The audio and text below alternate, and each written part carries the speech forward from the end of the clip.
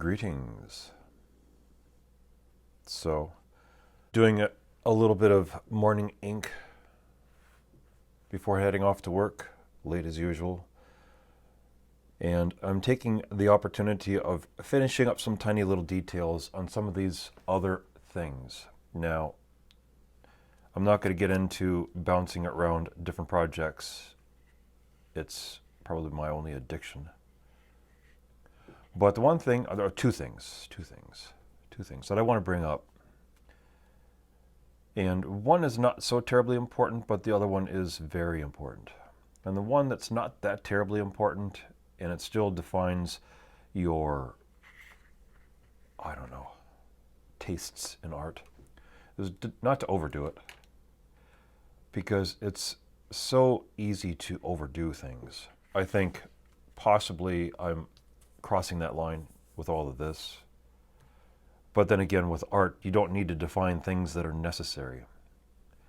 We already have AI executives defining what's too costly and what's not necessary when it comes to the productive side of human existence. So that the whole don't overdo it, that's a judgment call.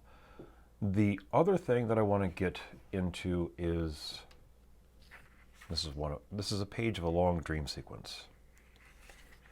The other thing I want to get into is don't judge something until it's done. And this is my biggest problem. This is why so many valid projects have been abandoned cold, because I would just convinced myself that I was doing a shit job. Something wasn't working right. Something wasn't gelling. And instead of just do it and move on, do it and move on, I start to malinger on it and ruminate and dwell on it too much.